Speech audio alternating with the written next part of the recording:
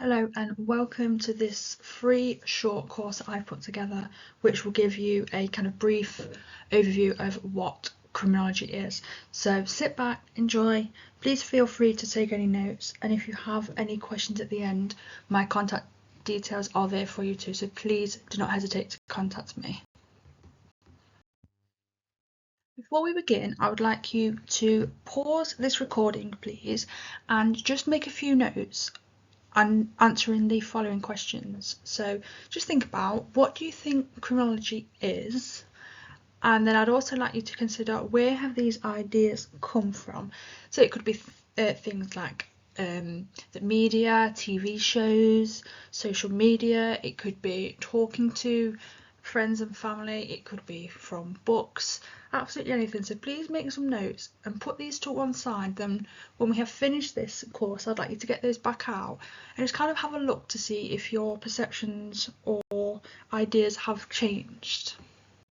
So before we delve into it, then it's important to address and acknowledge what is criminology. So it'd be useful for you to glance over at your notes and have a look at the similarities and differences between your explanations and my explanations. So to summarise that, it is the scientific study of crime. It is theory based and it dates all the way back to the 18th century with a chap called Beccaria who established the idea and theory that crime was predominantly based on free will, which we will look at in a little bit later on in this session. Criminology focuses on the why things have happened, why people commit crime, rather than the how. It is also a multidisciplinary field, so you kind of got criminology as the umbrella term, and then kind of feeding off it, you've got sociology, biology, psychology. You may also come across a little bit of law, forensic science, possibly a little bit, and policing if you were to study a criminology course at university or college, for instance. So after looking and establishing what is criminology, the second kind of topic I'd like to address is the benefits of studying criminology. So it allows us to understand the causes of crime, and not in any way are we condoning the offences, we're just having more of an understanding, and having that understanding could lead to support with creating effective strategies for preventing crime. And as we live in a democracy, we have the power to influence policy, and there has been lots of research out there that does suggest that public opinion and public perceptions of crime does influence public policy. So therefore, having a better understanding of what works, what doesn't work, and the why, we are in a position to push for and support better crime prevention strategies. It also allows us to decrease our own and others' fear of crime as well. Again, there's lots of research out there that talks about the idea that the media misrepresentations of crime, the true crime stories, create or can lead to this idea of this fear of crime. So having a better understanding of what actually goes on could relieve some of those anxieties. And the more we know, the more that we can pass on and educate other people. Linking to the second point there, then, so again, as living in a democracy, we can influence and shape policies. So some of you may recall that in the early 1990s, when we had the case of Jamie Bulger, Tony Blair famously said that we are going to become tough on crime. And it's believed that obviously what happened to Jamie Bulger was horrific, but it's believed that because of the public perception of at the time and because of the public opinion, obviously Tony Blair wanted to get the backing of the public, and because we had such strong opinions on that, then that led to some of the policies that were developed during that period. So it can be very influential. Also contribute to safer communities, and again it also links to this idea of decreasing fear of crime and having a better understanding. So if you do go on to have further sessions with me, if you enroll on the 7 module course that I've got. We'll talk a little bit about victimology, and we'll also talk about punishment and rehabilitation, and the idea of locking everybody away is not necessarily the answer. So if we have a better understanding and adopt those notions, then we, again, as I keep saying it, as living in a democracy, having the ability to vote could lead to the contribution of safer communities. Also linking with that is creating a better society. So it's not necessarily ridding the society of offenders. It's about supporting them on their rehabilitative journey to most importantly preventing victims, and also preventing them from committing further crimes. And lastly is to gain an understanding of how the criminal justice system works, because as I'm sure you may have seen as well, that we're not tough enough, we need longer prison sentences, or this person has committed this offence and he's only got 2 or 3 years, for example. So having a better understanding of how the criminal justice system works and why that person may have received that offence may lead to us having, so if we know the information and we have that understanding, then we may not necessarily go down the route of adopting those misconceptions. Before we get into any criminological theory or move any further with the topic, it's important to look at where we've come from. So we do that by looking at the history of crime and punishment in England. So we're going to start in the Middle Ages and then go right up to the modern day, so you can see and look at how things have progressed. You may be able to see some changes, you may be able to see some things that happened in history that are still happening now. So knowing history of crime and punishment then can understand what worked in history and what didn't, and then this can influence policy today. So one of the ideas that pops up straight away is this idea of torture and physical punishment. Obviously that is not a thing anymore, and as we delve through the centuries and the periods, we will see sort of how it crept up, how it became more popular, than how it was almost faded out. And unfortunately in some countries today, physical punishments and torture are still a thing, particularly in the Middle East, where executions still occur, and obviously in the US in some states, some more than others, where executions still take place today. So we're still not quite there. However, we are a million times better, arguably, than what we were in history. We're going to work through the periods of history chronologically. So if we start with medieval England, also known as the Middle Ages, so the policy was influenced by the church, and the suspected offenders were subjected to trial by ordeal, whereby it would be God that determines your guilt. So for example, some offenders may be subjected to holding a hot iron rod, which would leave a scar, and then it was believed that if the scar or the wound healed, then you were not guilty. However, if it didn't heal, and then you were guilty and therefore would go on to be executed. And the idea that it was God that would determine that.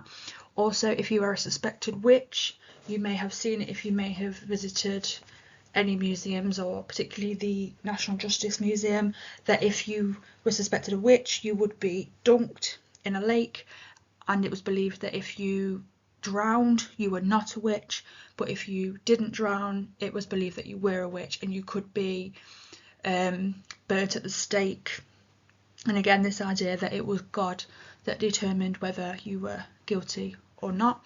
We also had the hue and cry as well, whereby if, for example, somebody was seen stealing something from a market, the members of the public would shout up, and then everybody would go and chase and detain the offender. So there was a lot of responsibility on the public. Obviously, at this early stage in history, there was no modern day police force, because that didn't come until the 1800s.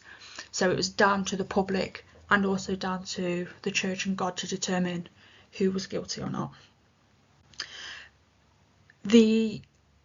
Those in the Middle Ages were quite hot on the idea of deterrent, and they believed that if somebody saw somebody being physically punished, so executed or being put in the stocks and pillory, then this would deter people from committing further crime. And this is kind of the idea of the death penalty in the US today, where some policymakers believe that if people know that they're going to get executed for homicide, it will put them off committing homicide. But then what research tells us that actually murder rates in execution states is actually higher than those who do not execute. So that's quite an interesting finding there. But obviously, if we were doing this in medieval England, and some states in the US are still adopting this idea today, and then we're still working on a little bit of medieval England's thoughts and processes. The laws were made by the king, but this didn't come until a little bit later during this period. Now, I just want to show you some paintings from this time to kind of put it into perspective, and so you can visualize it a little bit better. The first picture I would like to talk about is the top left, which is where two gentlemen are sat in the stocks, and what would happen here is they may be in the middle of a town hall or in the middle of the square, and they may have rotten fruit or rocks thrown at them by the members of the public. Next to that we have the pillory, whereby the difference between the stocks and the pillory is that the offender would put their head and their arms through, and the same thing where potentially rotten fruit or rocks will be thrown at them. And again, it was public with the idea of deterring other people from committing crime. At the bottom left here we have an example of a painting of the hue and cry, where you can see members of the public chasing after a suspected offender. And then bottom right is a painting of an execution. So executions were there for entertainment. It would be a whole day out for the family. Children would go along, they would take the sandwiches, and yeah, it was their type of entertainment. So like we go to the cinema and the theatre, people in the medieval England, Middle Ages would go and watch executions. And again, it was public with the aim of deterring other people from committing offences that carry a death sentence. A topic that I am very passionate about, but obviously this kind of what is criminology, introduction to criminology, is not necessarily about my opinion, but I just wanted to talk a little bit more about executions. So throughout history in England, executions were very popular and believed to be a fitting and appropriate punishment.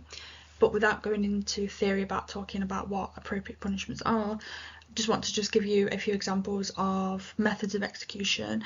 And it may be surprising, it may be not, that some of these methods of execution are still in use today. Obviously not in England, but in other countries. So things like beheading was popular, being hung, drawn and quartered, which was the punishment that Guy Fawkes received, and you may be subject to that punishment if you were found guilty of treason or attempted treason. I spoke previously about witches being burnt on the stake. Hanging was the most common type of execution during this time period that we're talking about. And if you go to the National Justice Museum in Nottingham, the steps leading up to the museum is where they used to hang people in that city. Crucifixion was a method of execution as well. Now, not many people may be aware of this, that it wasn't until 1998 whereby the death penalty was completely abolished in England. So it was 1969 when it was abolished for murder. However, it wasn't until 1998, which wasn't that long ago, whereby it was abolished for all offences. So up until 1998, you still could be sentenced to death for the offence of treason.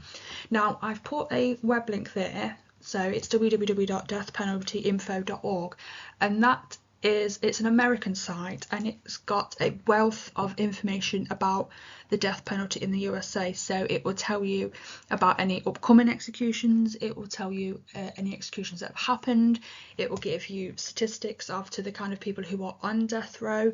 So it's a real insightful website. So I would really recommend heading over there to kind of get an idea of modern day death penalty. So I've just had a little look in when I was preparing this presentation, this workshop, and some of you may be surprised to know that out of the 50 states of America, still 21 have the death penalty. Now, not to be confused with every single one of those states still hands down death sentences, but there is still 21 out of 50 states that still do have it written into legislation. Now, most of the southern states do have the death penalty, but after looking at the information on the website, it's states such as Ohio, Oklahoma and Texas that appear to be regularly executing. But before I start to digress, let's look at early modern England and what crime and punishment looked like with them. So it was during this time then whereby the power of the crime and punishment and the idea of God determining guilt shifted, and it was the monarch who took the lead and took control over crime and punishment. Things during early modern England started to become more severe, and it was here where we had the introduction of vagabonds and vagrants. So it's homeless people and poor people. So these groups of people could be thrown in jail if they were found out and about, and it's believed that they were trying to clamp down on vagabonds and vagrants who may steal food or affect the production of food due to poor harvests at this time. So the idea was to kind of eradicate them to ensure that there was still enough food for people living in early modern day England. You may have heard of the Bloody Code, and this was introduced in the Wealth and Black Act in 1723, which introduced over 200 offences that were eligible for the death penalty. So that ranged from anything from stealing something from a market all the way up to murder. And the idea was that the monarchy wanted to gain back control of kind of society and wanted to maintain social order, and just gain back control and just wanted to reduce crime basically. Transportation was introduced during this era, so offenders could be sentenced to transportation, whereby lots of them would be put on boats and they would be sent over to Australia. They would live in horrific conditions on the boat. They would be shackled and chained, and it wasn't uncommon for you not to make it due to the diseases and the poor conditions on the boats. The idea was to kind of remove the problem, not deal with it. Moving on from early modern England then to the Industrial Revolution, whereby factories start appearing, we start getting a little bit more sophisticated, obviously with the, like I just said, the factories being introduced. And it was during this period where we saw the introduction of the first formal policing service. However, as transport was becoming more of a thing, crime increased because people could move from place to place more than what they could do when it was just horseback, and highway robbery became apparent simply due to people being able to travel a little bit more. This then saw the introduction of the Bow Street Runners, who were a group of people who were operating out of Bow Street Magistrates Court, and this was the first formal type of policing whereby there was a selected number of people in society who were out there to maintain social order and deal with any crime that was happening in society. And then 1829 saw the introduction of the Metropolitan Police as we see it now. Now, it was Sir Robert Peel who founded the Metropolitan Police, and at the time it was sort of mirrored on the military, so they were there to maintain order, they were there to enforce order. The uniforms that they wore was almost a replica of the military uniform. So it was all about this idea of bringing some order back into society. And obviously in 1888 in Whitechapel was when we had the murders of the alleged Jack the Ripper, so that wasn't very long after the police force was introduced. So just kind of imagine the challenges that they had to endeavour during that period. It was during this period whereby transportation and the bloody code was abolished, so people would not be sent on ships and taken out of society and kind of moving the problem to another place. And the bloody code was removed that said that execution was the right punishment for over 200 offences. So we're starting to get a little bit more modernised then, and as I'm sure you can see, you can make some links between what crime punishment looks like now to what it did then. So I just want to point out the two people I have here, which are John Howard and Elizabeth Fry. So you may have heard of the Howard League for Penal Reform, and that's named after John Howard here.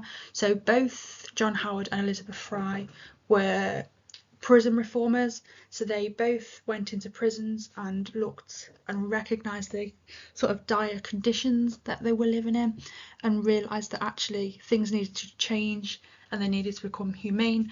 And then some of the changes that they implemented then are in place today. So they were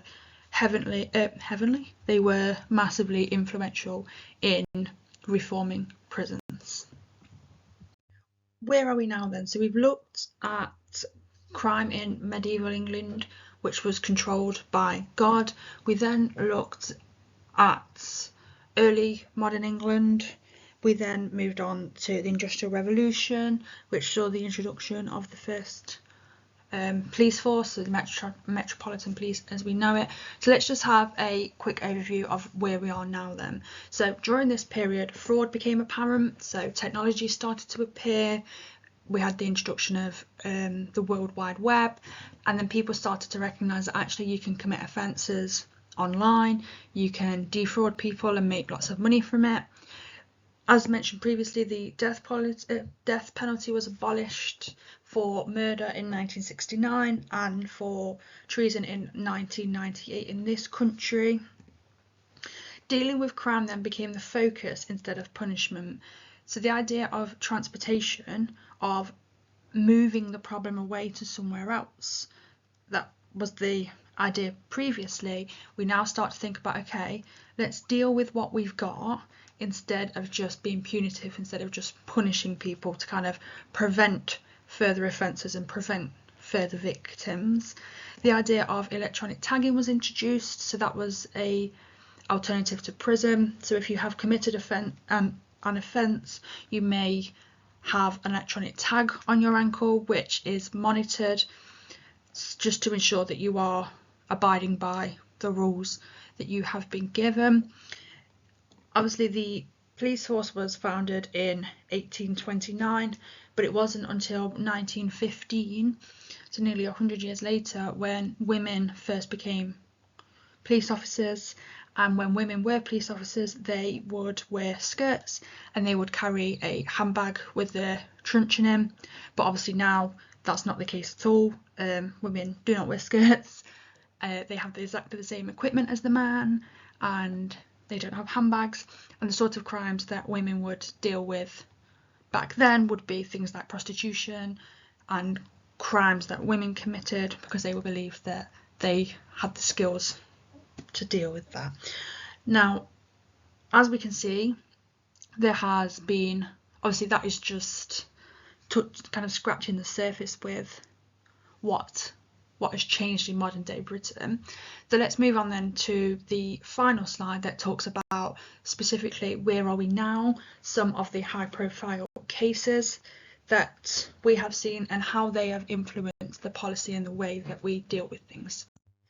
Before I start talking about specific cases and incidents that have occurred, what I'd like you to do is just on a piece of paper, can you just again pause the recording and just make a list of any high profile cases or incidents that you know of that have influenced policy in England today, and then again just compare them to the list I've got, and then we'll see kind of what we did know and what we know now, so that we'll see that little bit of progress.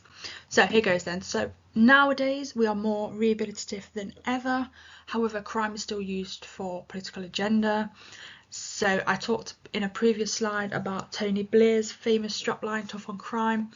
Often if there's an upcoming election, obviously like potentially we might be having, you will probably notice that in the manifestos they mention about crime, and normally what they say is what you want to hear. So obviously those that perhaps have not got the educational background may want the idea of more prisons, so you may often see that included in the manifestos of the candidates. We are often influenced by US policy.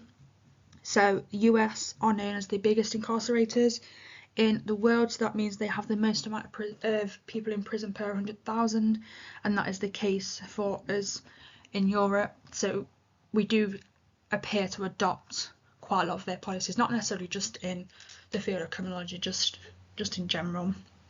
So the first case I want to talk about is the Brixton riots, which occurred in 1981, and this changed the way that the police operate. So what happened is, just to summarise, that down in London in Brixton they saw an increase in street robbery, and then the police decided to use their stop and search powers to try and prevent the crimes occurring. But it turns out that the people that they were stopping and searching were of the black community, and evidently it was very disproportionate and led to the Brixton riots.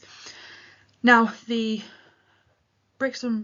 aftermath of this saw the Scarman report, which looked into the way that they were operating and what was going on, and then this led to the introduction of PACE. So those of you who are not familiar with that, so that's the Police and Criminal Evidence Act, which is the legislation for how policing operates, so how they deal with interviewing, how they deal with arrests, and so on and so forth. So if you are interested in that field, I would definitely go and check out the Scarman report and look at PACE, and you can just Google it and come out and look at kind of the legislation and the policies that the police have to follow nowadays. Moving on from that, then we then had the murder of Stephen Lawrence, again down in London in 1993. It was a racist murder, racially aggravated murder, and it was identified that during the investigation that the Metropolitan Police were described as institutionally racist. Again, forgive me, I can't remember the exact name of the report, but if you just type in Stephen Lawrence again, there was a report that came out of that, and that details everything that they found. So again, if you're interested in that field, it's definitely worth a read. As I mentioned when I'm talking about Tony Blair's strapline, we then had the murder of James Bulger in Liverpool in 1993 by John Venables and Thompson, and this changed youth offending. So this led to the introduction of the Crime and Disorder Act in 1998, and it led to the idea of the police having to work with other agencies to deal with these types of offenders. It also led to what was previously known as ASB orders, which are now called criminal behaviour orders. It led to the introduction of lots and lots of other bits and bobs. So this kind of shows you that one case often has, when mistakes are made during a case, it often has a huge impact on where we are now and the way that we operate now. I believe as well that the murder of James Bulger also saw the age of criminal responsibility reduced in England from 14 to 10. So that was a significant change. We then had had the murder of Holly and Jessica in 2003 by Ian Huntley, the caretaker at the children's school, and this saw the introduction of what were previously called CRB checks, which are also known as DBS checks, which are police checks that are conducted to ensure that people who are working with children or vulnerable adults have got no previous convictions that could put those sorts of people at risk. We then had most recently the introduction of Section 76 of the Serious Crime Act, which criminalised coercive and controlling behaviour in terms of domestic abuse. So there are lots of more high profile cases that I could talk to you about, but I just wanted to highlight these 5 because arguably they have had some of the most influential changes. But please do feel free to delve a little bit deeper, see if you can find any other high profile cases and how they have kind of changed the way that we operate. Well, there you have it, and I shall leave it there. So thank you so much for taking part on this in this workshop. I really hope that you found it insightful. I really hope that you can take something away from it, and I really hope that you have learned a lot from it, because obviously that's the idea of it, having it. So I'd love to hear your feedback on how you felt it went. So I have put the evaluation form on the webpage where you found this just underneath the video, so please do complete that. That will be a massive help, and then obviously I can look at moving forward, perhaps improving it or making some other free sessions that you would like. If any questions have come out of this session, please do not hesitate to drop me an email. In fact, I'd love it if you would, and I'll do everything I can to get back to you. Obviously my website is there as well, which holds a bit more information about what I do. And also don't forget about if you really enjoyed this, I have got the Introduction to Criminology course on my website, which is a 7-module course that just looks a little bit deeper into criminology. So we talk a little bit about theory, we talk a bit about how the criminal justice system works, we talk about race and gender and how that affects crime, media, gender, and lots more. So that is at a discounted rate at the minute, so please do check that out. So thank you very much, and I hope to see you here again soon.